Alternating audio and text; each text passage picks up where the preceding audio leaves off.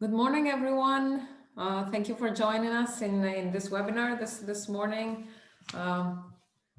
Great to see also both faces that we know and many new faces. I'm delighted to start this webinar, which will launch the results of the Migrant Integration Policy Index, or as else it's known, the MIPEX, both internationally, actually just 2 hours ago. Our colleague who is here, Thomas Huddleston, presented the international results and particularly the Canadian results. And we're very happy to have this opportunity to present these really hot off the press. So, and I'm also excited not just to have a distinguished panel to present and discuss these results this morning with us, but also to note that Canada ranks 4th out of 52 countries that are now included in the MIPEX assessment, up from 38 in 2015. So this is really, I think, quite an achievement. And as a new Canadian, I can only be proud of it. But of course, as we will see, there are also shadows and lights. They're both lights, but also some shadows. And there are things that where indicators do not tell the whole story. And that's why we have today with us, also our critical discussants to raise some of the issues. So let me not spend more time, but just introduce the panelists this morning. So Thomas Huddleston, who is the director of MIPEX, is with us all the way from Brussels to present, the comparative overview and present a little bit about what the MIPEX is for those who are not familiar with it. And then my colleague, Senior Research Associate Marshia Akbar, joining us from Toronto, who will present, and Marshia was responsible for assessing Canada and I believe Thomas will explain, and if not, we can clarify later in the discussion how the MIPEX is built. So the CERC, the Canada Excellence Researcher Program at Ryerson, is the national reference point, and Marshia was the researcher responsible for assessing the scores for Canada. And then I'm delighted to have with us two colleagues from Ryerson, Rupa Banerjee from the Ted Rogers School for Business and Management, and Harald Bauder from our Faculty of Arts, who will comment critically, on how Canada scores and also show both the strengths and the weaknesses. And I'm delighted to have them also with us. So without further ado, I'll give you the floor, Thomas, to show us the general highlights. Thank you. All right. Well, thank you so much, Anna, and to all of the team at Ryerson for the great work and for bringing this international perspective to Canada. We already had a discussion about MIPEX a little bit a while ago, and it seems like you in Canada are feeling a bit lonely at the top. So it'd be good to know who else is there with you, but also to know why these policies might matter to continue to invest in. So what is MIPEX? Go to mipex.eu. You get now all of the international data, profiles. It's the most comprehensive benchmark that we have for assessing integration policies because of the large number of indicators that it uses. The indicators are policy indicators. So each one asks specifically, is this policy in place? Does it do A, B, or C? And then we ask for comments. You can download all of that on our website. And so we look at a lot of policies areas that are relevant for integration. We also work with national experts, as you said, like here in Ryerson with Marshia, and we then also offer this international quality and consistency check from the Migration Policy Group. It's also comprehensive. It's in terms of its longitudinal scope, covering now over a decade. Its thematic scope, covering 8 areas of integration that we'll get into later, and its geographic scope. So now it covers 52 countries on 5 continents. And MIPEX is there to summarize a lot of research so that we can better inform the policy debate. It's used by policymakers who are trying to think outside the box and maybe see areas that they hadn't been aware of before as important for integration. It's used by NGOs that are looking for evidence to substantiate what they're seeing on the ground or their policy requests, by media who want to compare, of course, and by researchers, and I'll get into that. One of the latest uses of MIPEX was in the 0 draft of the UN Global Compact on Migration that called for all states to participate in MIPEX as a way to identify challenges and best practices. So you can get into the whole international key findings on our website.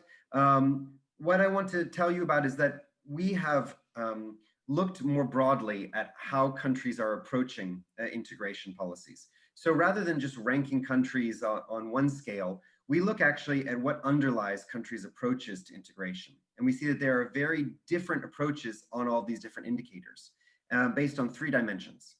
So the first dimension is, do countries actually offer immigrants the same basic rights that citizens enjoy? For example, to access the labor market, to access education, non-discrimination protections.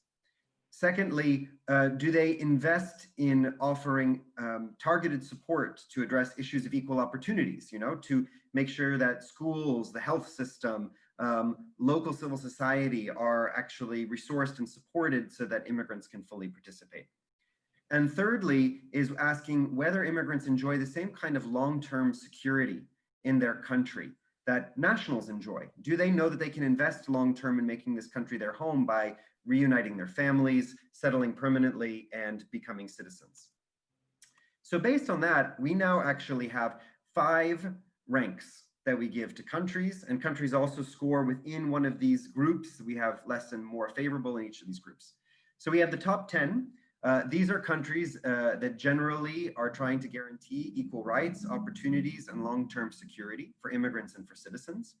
We have just below them other countries with a comprehensive approach. So they are addressing each of these 3 areas.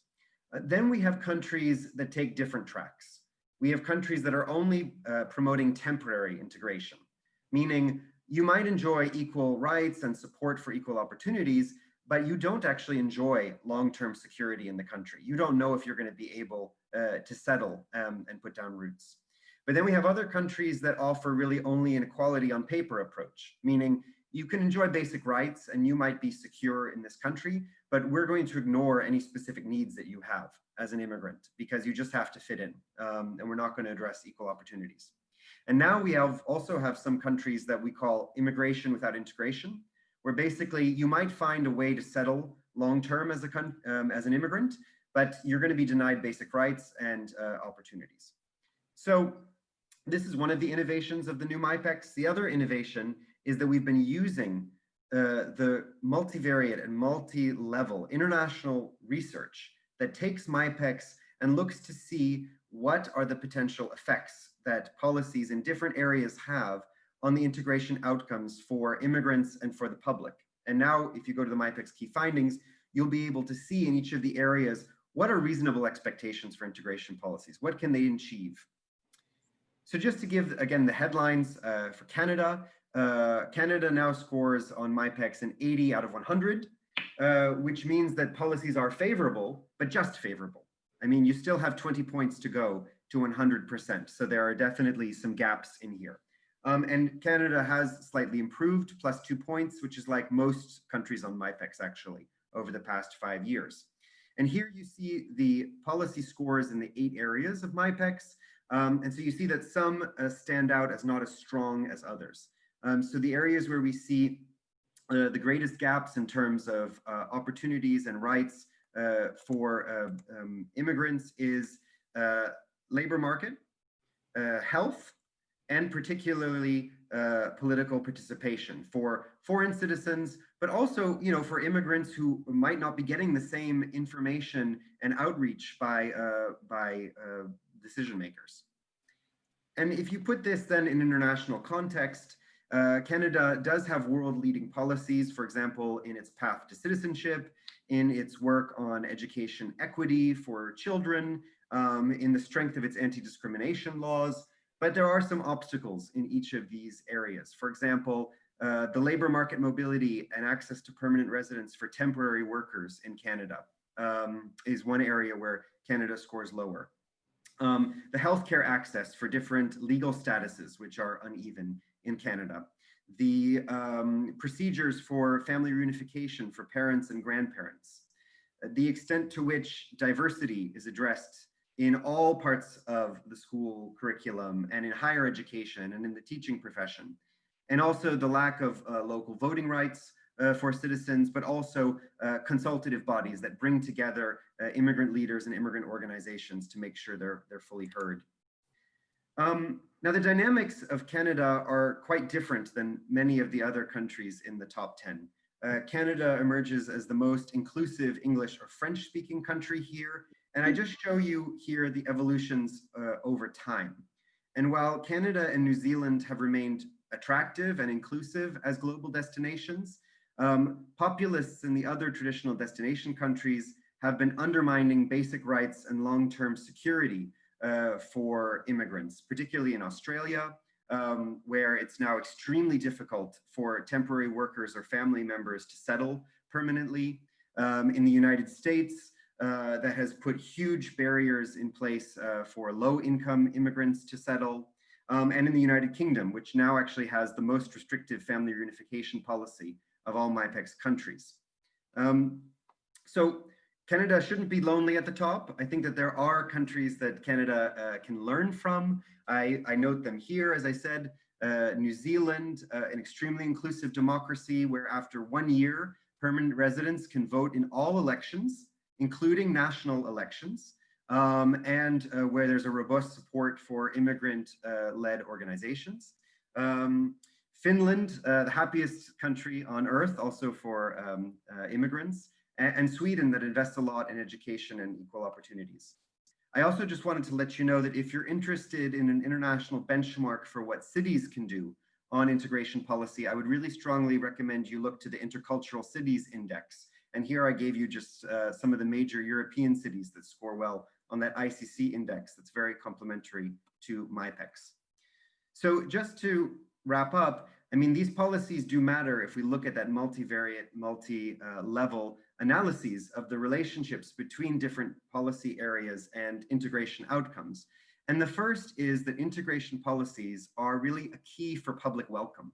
There's a very strong dynamic between policies and public opinion, which I visualize here for you. X-axis is how well countries score in MIPEX today, and the Y-axis is how open the public is to immigrants according to the World Gallup survey.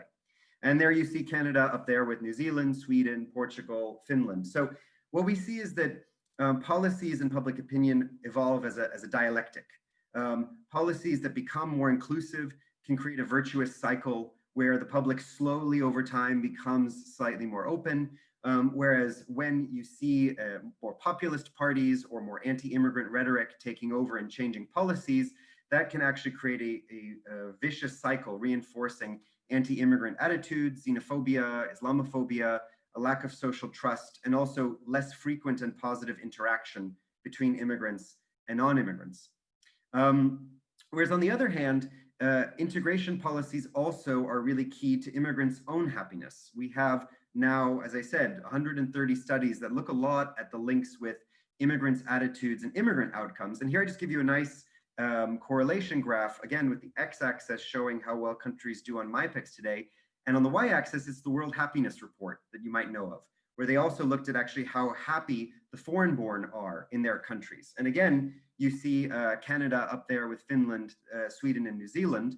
This correlation graph actually summarizes really well a lot of other studies that find that inclusive integration policies help slowly over time close gaps in terms of the life satisfaction of immigrants, their sense of belonging, identity, their trust in society, their naturalization rates, the levels to which they vote, they get participating in politics, both conventionally or unconventionally, and they start knowing their rights and reporting discrimination.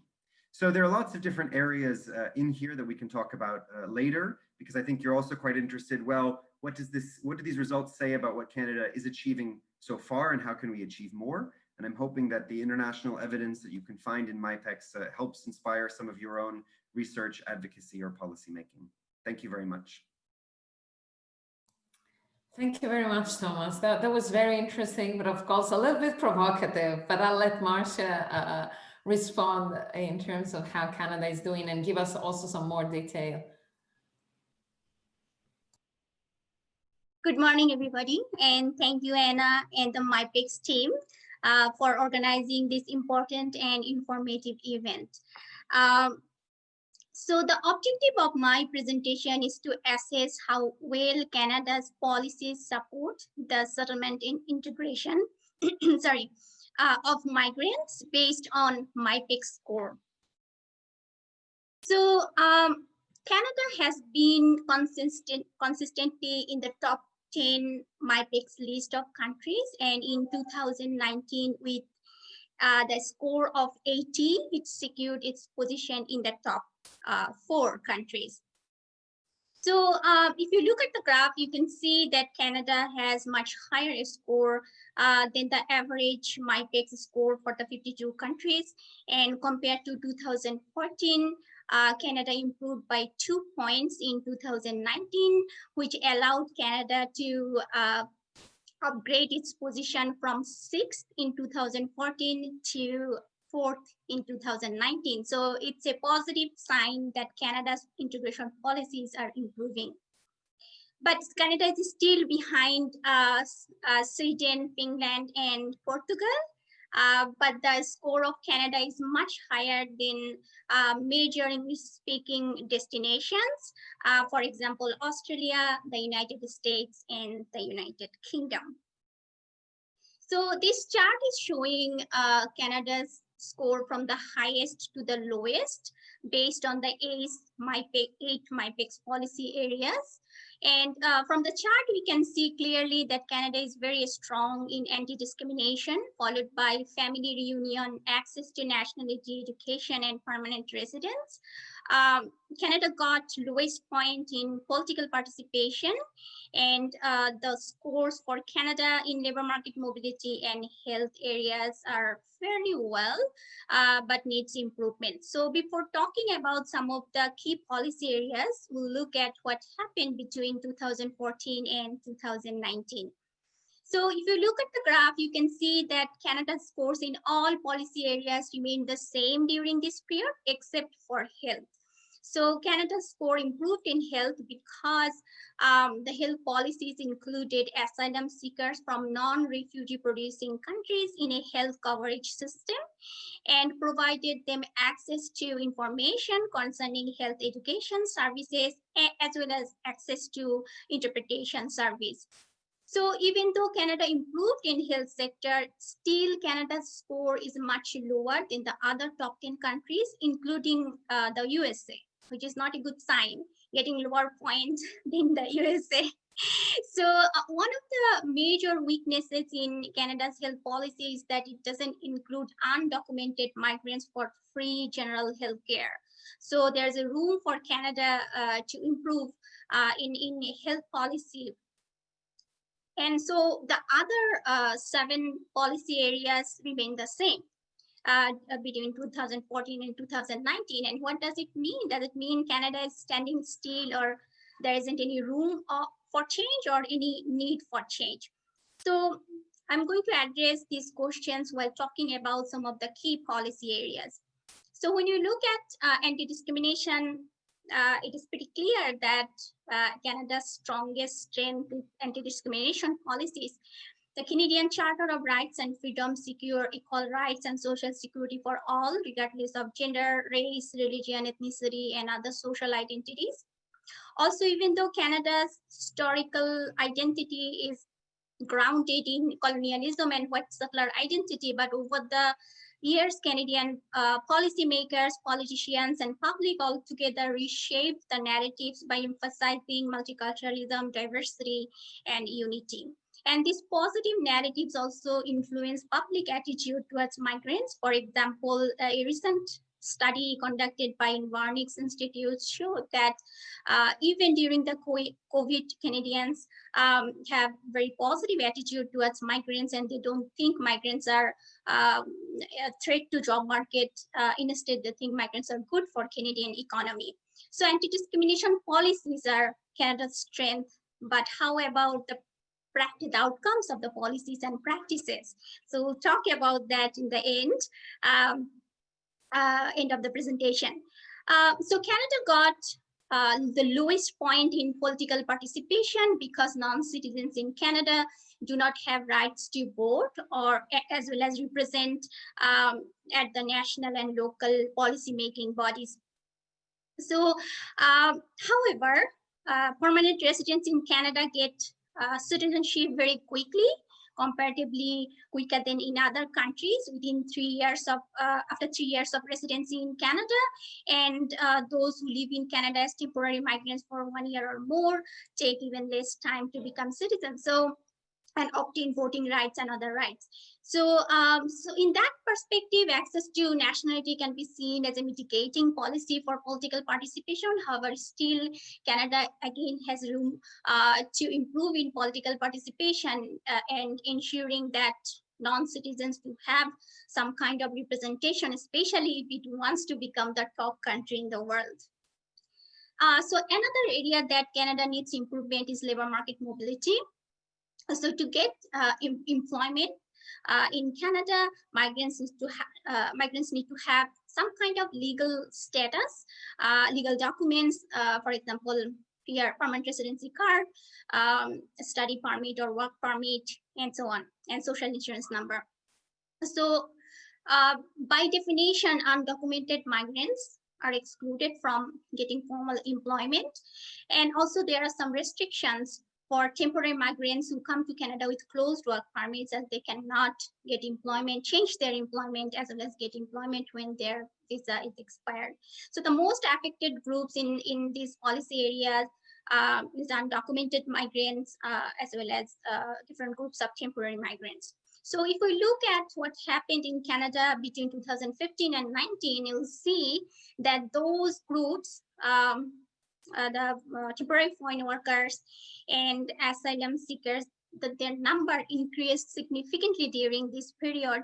And in Canada, there are between 20,000 to 200,000 undocumented workers in Canada. So these are the most vulnerable groups who are facing difficulties to access healthcare as well as employment. Based on the increasing number of these groups, it can be said that Canada needs more inclusive policies focusing on undocumented migrants, asylum seekers, and other temporary migrants. And also these groups need more representation at the national and local policy-making bodies, because the length of non-citizen status for temporary migrants is much longer than the landed permanent residents, because temporary migrants need to become permanent resident first and then get citizenship. So they live as non-citizens in Canada for a longer period of time. So their representation at the policy-making bodies is important. So finally, MIPEX scores provided us the opportunity to assess the effectiveness of the national policies, to identify strengths and weaknesses in policies and compare policies among different destination countries. However, my question is, to what extent do the MIPEX scores on international policies capture the lived experiences of migrants at the local level? For example, when we say that Canada gets 100 out of 100 in anti-discrimination, what does this mean? Because if we look at the labor market in Canada, we'll see that there is income disparity between Canadian-born and migrants. There is income disparity between racialized migrants and non-racialized migrants. Migrants in Canada experience de-skilling and end up doing precarious jobs. Several research studies found that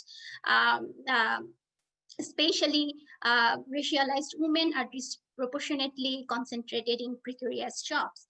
And also the temporary migrants, especially under the temporary foreign worker programs, who come with closed employment permits, they do not have much rights and liberty to change their employment, change location, and change their occupations. So they're very restricted and sometimes very vulnerable because they're dependent on their employers for their employment and their stay in Canada. So considering these aspects, I would say that MIPEX is very useful to assess the policies, but it cannot capture the outcome of policies and the social complexities that are taking place at the ground level. However, MIPEX, of course, help us to raise these questions and look for new research direction and influence policy change. Thank you. Thank you very much. Thank you very much, Marshia, for this brief but pretty comprehensive presentation of the results on MIPEX. And then I would like to invite first Harald to give us some critical comments on what we have heard, and of course on your background knowledge on the MIPEX. I have to say that Harald was the one who organized and hosted actually the MIPEX presentation back in 2015. Also, an additional clarification that while MIPEX is termed MIPEX 2020 or MIPEX 2015, of course it refers to the scoring that was to the assessment that was done until end 2019 in this case, or end 2014 in the previous round. So I just want to clarify that the pandemic period is not included in the scores. Harald. Okay, well, thank you very much, Anna. It's great to be here. I'm delighted, especially as you pointed out, Anna, that I was leading the Canadian MIPEX team 5 years ago at the Ryerson Center for Immigration and Settlement. And we had a similar event, a live event at Ryerson, and I look forward. I have fond memories of Thomas coming out to Toronto and participating in the event. And I also know how much work it is to compile this information. So I'm congratulating Marshia and Anna. It's a lot of work, so it's you've done a wonderful job putting this together. I just want to comment on two of the indicators, the access to nationality and citizenship and political participation.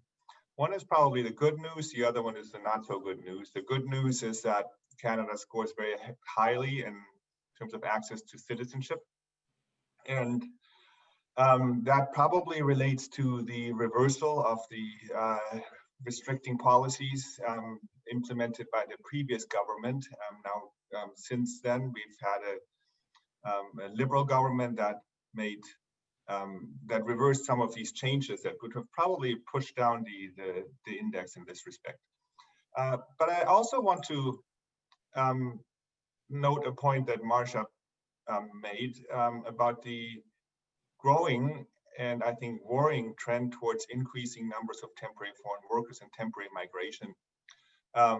And these are then people who are never eligible for citizenship. These are people who we want as essential workers and as international students, but not as fellow citizens. So the good news that might apply to access to nationality, where Canada scores very highly, seems to apply only to a privileged group of permanent residents. And there's a whole other group of temporary foreign workers and migrants who are not eligible to take advantage of this high score in terms of access to nationality and citizenship. The other part of the index where Canada is doing relatively poorly is political participation. And one of the problems, it was pointed out by either Marshia or Thomas, is the lack of local voting rights for non-citizens. And I think Canada needs to delink political exclusion at the federal level from automatic exclusion at the municipal scale. I live in Toronto. If I live here, send my kids to school in Toronto, shop and play here, then probably to most Torontonians, I'm an equal member of this community, and I should also be able to equally participate in municipal politics, independent of my federal status or my status at the federal level. And I think in this regard, there are many European countries that are ahead of Canada, and Canada might look at those countries for guidance. I also want to hit on something that Anna, you mentioned, and this is probably changing the entire situation that we are in right now, because the MIPEX was taken, the information, the data was compiled before the COVID-19 pandemic.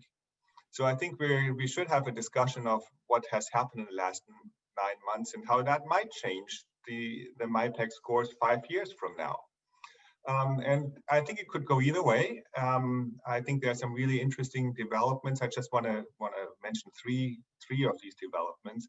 What we've seen in Canada is at least partially a rescripting of these temporary foreign workers as essential workers. And there may be opportunities for policies to provide pathways to permanency and enshrine them into policies and laws. Another point here is that immigration can be seen as an opportunity for the post-COVID recovery. And I think the recent immigration targets by the Canadian Responsible Ministry, IRCC, suggests that this might be a way that the government might be thinking. On the one hand, it's making up for the travel restrictions and not many people being able to come here, so there's a gap in meeting the current targets. On the other hand, it might also be an opportunity to think about immigration in different ways. And just lastly, there have been some really interesting developments under COVID-19 and the restrictions. For example, here in Ontario, uninsured migrants are getting access to COVID testing and other medical services, independent of status, independent of having access to federal insurance or to provincial insurance.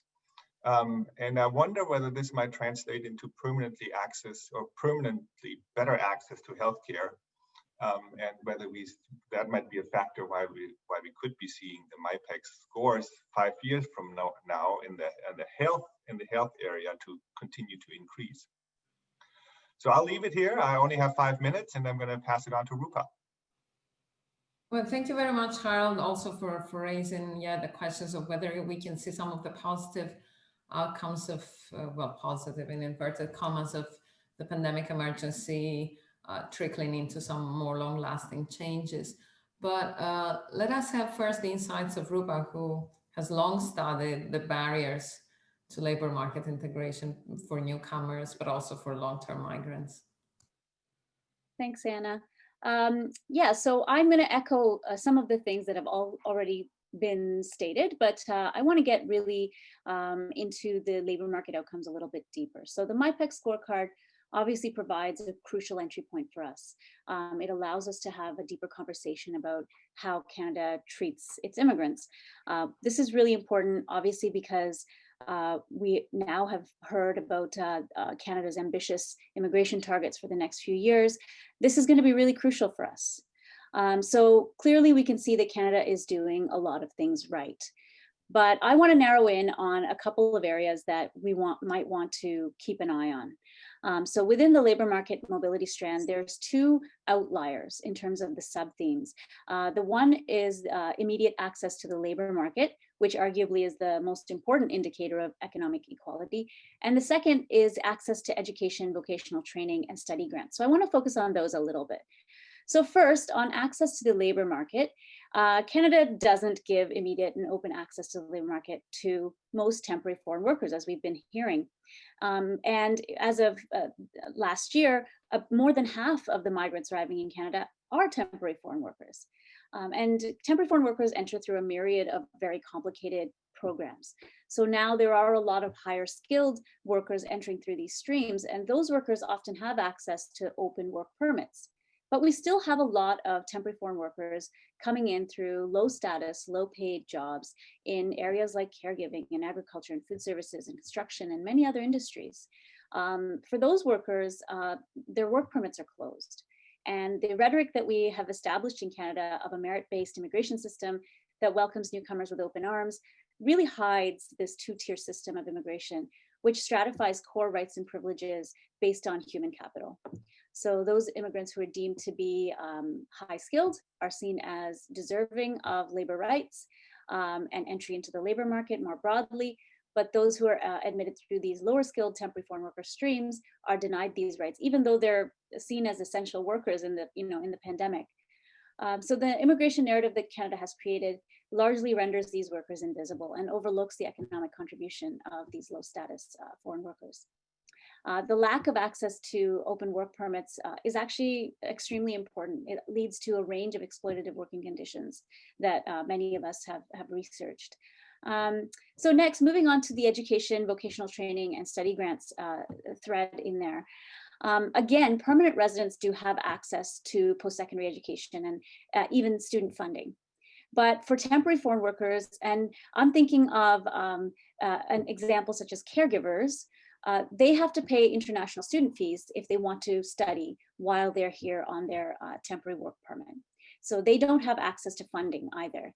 So for caregivers, many of the caregivers who have arrived in Canada are actually high skilled, have university degrees, and would want to upgrade their credentials while they are working as temporary foreign workers, but they're unable to do so because of the cost associated. So they often get stuck in low skill, low status, low wage jobs because of this. So their labor mobility is blocked. So those are the two areas within the labor market thread that researchers and policymakers, we should be mindful of. But it's also important for us to think about the impact of the policies that do exist, that we did get a high score for.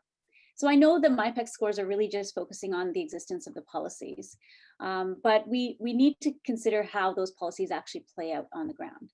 So for example, Canada gets the highest possible score for recognition of academic qualifications.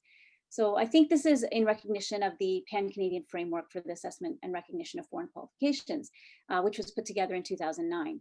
But it tells us little about whether the framework and the initiatives that have come around it are actually being instituted, whether they're actually effective, whether they're working on the ground.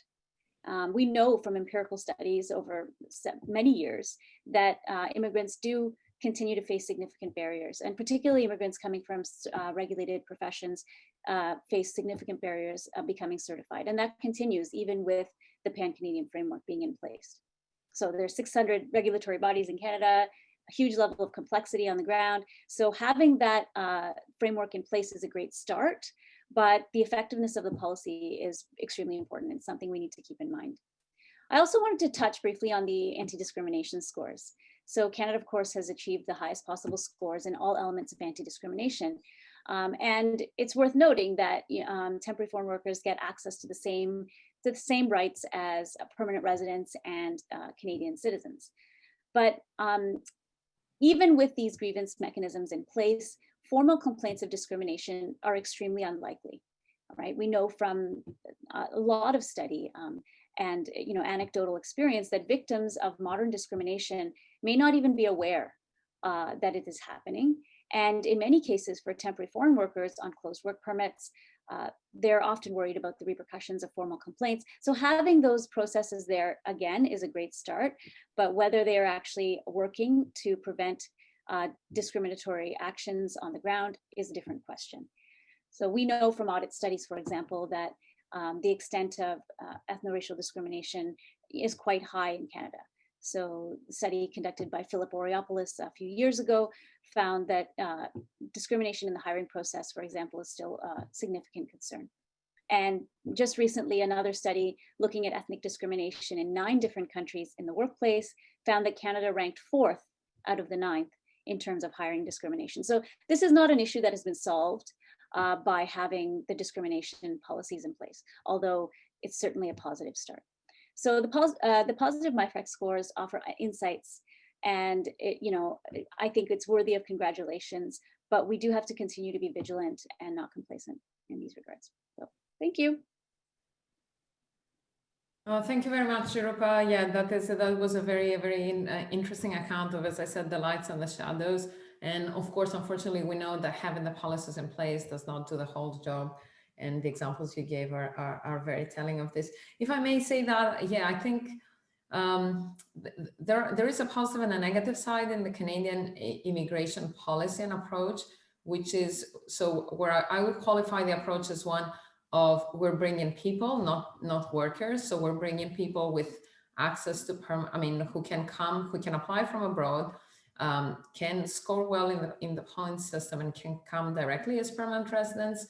And in a short time with a secure path, they become citizens. And that is the main way we bring immigrants here. But there is the different and actually many temporary worker programs that do not afford all the security and the rights that are afforded to the permanent residents. And I think both you and Harald were right to point out to the issue of access to labor market and mobility within the labor market that also Marshia commented upon. And actually, however, let me take a couple of questions from the floor. I think they're mostly for Marshia and partly also for Thomas. So Marshia, we have a question about why do we score worse than the US on access to health, or maybe you can comment on Canada's access to health.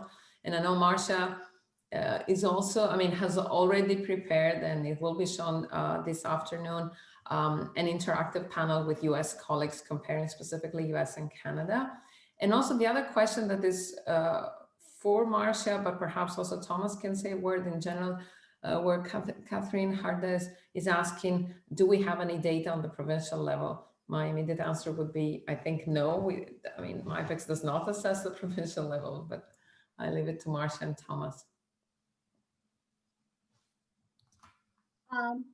Yeah, so I would love to take the question on health, that why Canada got lower score than the USA. And I think it was a surprise for me too, because when you watch TV like CNN and all this, we see like Canada is always praised for its universal free healthcare, where we hear a lot about the faults and difficulties and loopholes in the US healthcare system. But yeah, it's a surprise. But there are two major areas where Canada got lower score than the USA.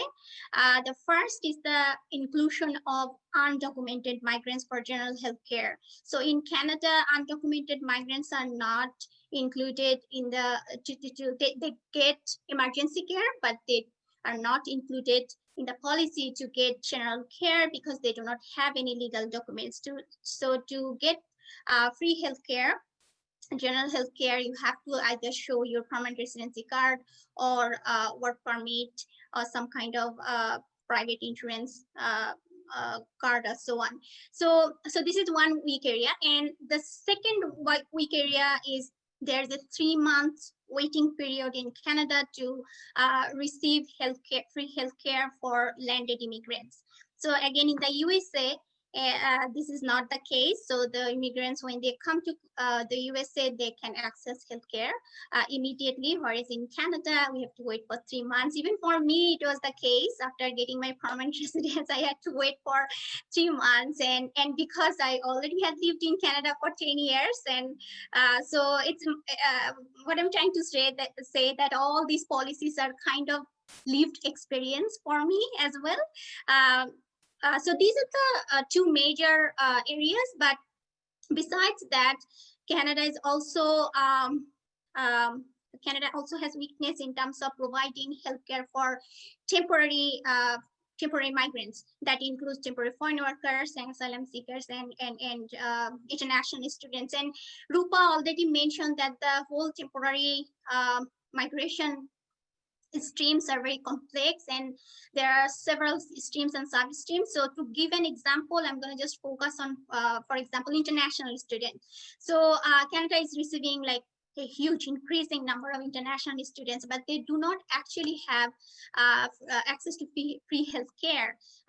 So as an international student, I have to pay for my insurance, and there's a university health insurance policy provided by the university, and then I had to pay tax as well. So it was kind of paying twice for my healthcare.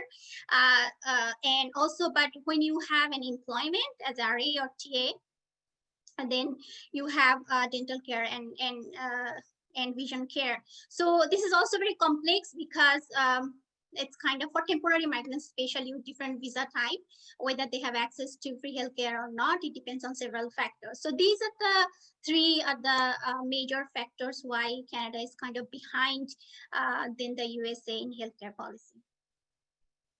Thank you very much, Marshia. And while there's more questions in the chat room, I'd like, however, to ask Thomas to respond. I don't know, generally, if you have addressed the question of looking at subnational units in those countries like Canada or the US, or maybe even, for instance, Germany or India, that are large federal states. I think this is one question. I know, Thomas, you wanted also to comment on the relationship between anti-discrimination policies and opportunities in the labor market. And just a sec, and maybe another question which is also for Thomas is, could you give us any advice on what Canada could improve in the health sector so as to score better? And Marshia, there's more questions coming to you, as you can see, while we wait for Thomas. Okay, so just briefly on the provincial, No, what we look at is what is the guidance or policy at the federal level. But what's interesting is that when we have local level data from other countries, what we see is usually actually what cities and regions do is in the same direction as the national. You're all kind of part of the same conversation. So if something is a priority and becomes an area of strength, you see that at the local, regional, and national level. So that's where, I mean, if Canada gets a score in some place on the national level, it's because we see these trends at the provincial, but really there should be a MIPEX Canada of the different provinces and of Canadian cities. Your American partners are better than this, and they are giving us now local and state level indexes. So if you bring them to us, we can harmonize them together. On health, I just wanted to add briefly, look, the difference is with the US, it's not in the healthcare entitlements. It's the fact that in the US, there's much more effort put on health information and promotion towards the undocumented. Because there's such an awareness of the gaps in entitlements, you actually have a lot more policies that are making sure that services are still responding and informing the undocumented. But really, the differences between Canada and the US are not so great. I would not go to the US for migrant health. You should be looking to the leaders, which are more in Northern Europe. And what they offer is really a comprehensive migrant health policy. So the departments responsible for health actually have their own policies that are looking how all services need to be addressing needs, mental health, physical health, specific needs, and they're making sure that they're all well resourced and informed, right? So making sure that that migrants' health is more of a priority than it is in the health sector. If I could add on this question about anti-discrimination. So if you go to the MIPEX key findings section of the website, you'll see the summary of the research linking policies and outcomes. Anti-discrimination policies do not affect the level of racism or discrimination in the country. What they do affect is the level of awareness of your rights, your likelihood to report discrimination, and your trust in the police and in the legal system. So for example, based on EU data, I can tell you that the countries that score like Canada, there about 25 to 30% of discriminated immigrants are reporting cases of discrimination. And in the countries that are very weak, it's only about 5 or 10% who are reporting. So this gets also at the points that Rupa is making. I mean, if Canada were to dismantle its infrastructure, it would be in a terrible place. But if it actually wants to deliver equity in outcomes, then it does also have to focus on funding and implementing to make sure that that things work. And I wouldn't say that the anti-discrimination framework is what matters most for labor market mobility. There, I think it's the issues that Rupa was raising. I mean, those first few months and year in a country are critical for a newcomer to get on the right career path and to plan out the investments that they're going to be making in their training and education. And so restricting labor market mobility, restricting access to education can have really bad long-term effects.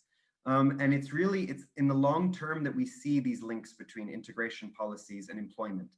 Integration policies don't tend to determine whether immigrants get a job or not. That's more based on their immigration category, their education, their skills, but it does help to close the gaps long term in the types of quality employment and careers that immigrant men and women will get on. And one key element that Rupa mentioned, which I really want to highlight, is the importance of investing more in the adult education and training framework. It is so important to incentivize, subsidize professional skill development in the country. And so maybe Canada needs to look at how it's going to invest more there. Thank you very much, Thomas. If I may add to that, I think there is some discussion going on in Canada right now, and there's been several papers from Stats Canada looking at the effects of the so-called two-step migration process. And two-step migration process in Canada is understood as coming in as a temporary worker, whether in specific schemes like the caregiver or the agricultural worker, or generally as a skilled or highly skilled worker. And then once here, applying for permanent residency. And what the studies broadly found, and I'm sure several among you are familiar, and maybe Rupa in particular, So what the study broadly finds is that looking at your previous stay in Canada as Canadian income, so income earned in Canada, they find that people who had, before applying for permanent residency, high income in Canada are doing better immediately after in terms of labor market integration than those who had low income. So while it seems that coming here with a job offer is better than coming here as a permanent resident and then trying to navigate your way in the labor market, there is certainly a difference between the people who, and I would say those with high income are generally the highly skilled, and those with lower income are less skilled. There is also an ethno-racial difference. So people of who are non-visible minorities or of European origin do better than those who are of different origin. So it's really a complex situation, and I myself being until last year more familiar with the European realities, I think I was finding it a little bit difficult to understand why not, like the UK points system that was inaugurated this year in 2020, privileges very much. So you can come in the UK, but among the other things that you need to have is a job offer. You cannot come as a permanent resident without a job offer. Well, this is not the case in Canada. So this is, I think, a consideration to be made, of course, alongside all the other considerations about access to rights and protection from discrimination and raising the question of awareness. And it is also right what Thomas, you're pointing out, that in Canada, people are much more aware and they would report. And maybe in some countries, this doesn't happen, not because people are not discriminated, but because they're not aware of how to report and where to complain. So of course, these are issues that cannot not always be visible when we try to compare. But while we can have, actually, I think I would like to ask Rupa to react to that. And there is also a particular question for Rupa from the chat about the in-job training and whether she sees that this could be a way out generally or particularly for migrants. And then I would like to ask Marshia to reflect also on the question on family reunification. And I think Melissa is pointing out to some of the deficiencies of Canada in this field and how come it's for its score so highly. And then maybe I'll ask Harald to come up with ideas about improving the access to nationality score. So let me first turn to Rupa. Sure. So looking at the question, I think the question is whether the issue of adult education is something that is important to consider for all kind of labor market entrants in the Canadian labor market, or is it a particularly immigrant issue? Of course, it's relevant for all labor market entrants. We've seen in the labor market research that lifelong learning is now, basically a compulsory aspect of career development. This is very important for everyone. But that being said, this is very much an immigrant issue. Canada needs immigrants who are highly skilled. Canada relies on, increasing numbers of skilled immigrants to fill labor market gaps. And so in that regard, ensuring that those immigrants are able to get into their fields of expertise, to get certified or into their regulated regulatory bodies, and to get a job that has potential for career mobility is crucial. And so I think that while it is important for everyone, this is kind of the central issue for skilled immigration in Canada today, despite the promising start of us having a pan-Canadian framework for credential recognition. On the issue of anti-discrimination and its relationship to the labor market outcomes, anti-discrimination policies and relationship to labor market outcomes, of course, I agree. I think that, when we compare ourselves to other countries that have nothing in this regard or are really not doing well, we look like we're doing quite well. And so those laws are there, the ability to complain is there.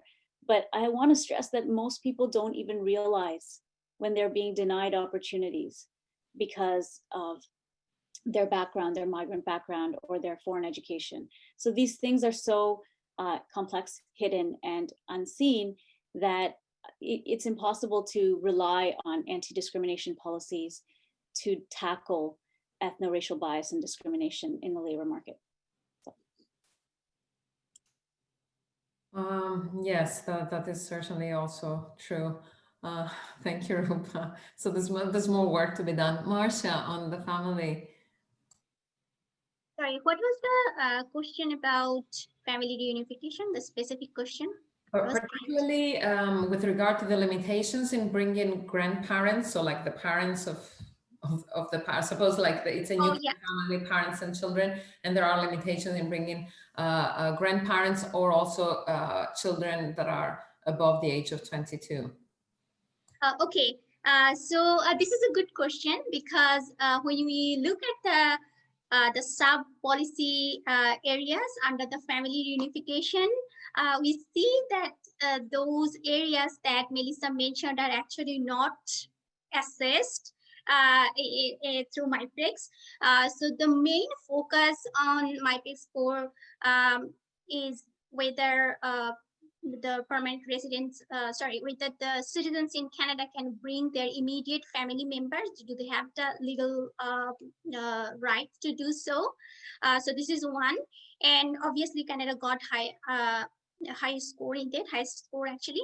And then whether the sponsored people do need any language test or not, whether they need to show any kind of resource or wealth in terms of money or in other form or not. So these are the policy areas that we looked at, that how much pressure is on the people who are coming. So based on those indicators, Canada got such high score, but I totally understand that especially there are challenges in terms of bringing grandparents right now, and also you cannot bring children who are age above 22 and so on. So these are not the policy areas that are included in MIPEX, and I would ask Thomas, you know, to pay kind of attention to these, and if you want to add anything, whether you think that next time or maybe in future the sub policy areas in the MIPEX need to be modified or changed or anything, like what do you think? Well, there is one indicator about parents and grandparents, and that's why I noted that this was one area where Canada did worse. But I hate to tell you what's going on in the rest of the world, but most countries are severely restricting family reunification policies for all categories. If you actually look at the MIPEX results, some of the countries that are most open, most family friendly, are not the major destination countries anymore. Countries, for example, in Latin America are much more migrant family friendly. So this is an area perhaps, and I should say also in the research, that's really understudied about the links between family reunification policies and integration outcomes. Partly we don't have the data, but also maybe researchers are not focusing here. I would really strongly recommend more research on how these policies have effects on long-term integration, so that perhaps we can get more of a discussion around family reunification as an integration issue. Yes, indeed, Thomas, that was also my initial thoughts in this question, is that most countries are actually more restrictive than Canada. So this is partly reflected in the scores. Let me take the few minutes that we have and ask Harald. So Harald, if we ask you to make 2 specific suggestions to the government on how we would improve access to nationality and or the question of political participation, where I think again Canada feels somehow unjustly, and Thomas knows this because we had this discussion in another workshop, unjustly sanctioned for the local political participation, but at the same time there's always room for improvement and for innovative ideas. Yeah, I saw this question about how to improve access to nationality, but I think the index already indicates that Canada is scoring relatively high. I think it's at 88. So, but I also think that that score is probably deceptive, as I pointed out, that there's a large number of migrants and proportion of people coming to Canada who do not have access to this, who are not even in this category to be eligible for citizenship. So I think one of the measures that should be taken here is to provide pathways for temporary foreign workers and temporary migrants, that they can get access to permanent residency to begin with, and then be eligible for citizenship. So I think that is something that that can be done here. And as I said, the score with 88 is already relatively high. So once a person is a permanent resident, then it's relatively, that person has relatively easy access to citizenship and nationality. In terms of political participation, also, as I pointed out, I think the big hang up here is the lack of political participation, especially voting rights at the municipal level.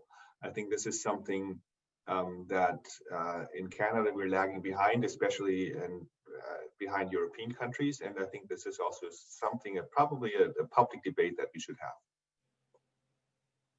Yes, thank you. Thank you very much, Harald. I have to say that on this point, my reflection, however, is also that at least the large Canadian cities have also departments that particularly engage with visible minorities and minority communities, looking to diversity aware and inclusive urban planning. Of course, that refers to permanent residents and citizens more than temporary migrants. And we just acknowledged throughout this discussion that the number of temporary migrants, and as Marshia was pointing out, including, for instance, international students that are also rising in numbers, are excluded from this.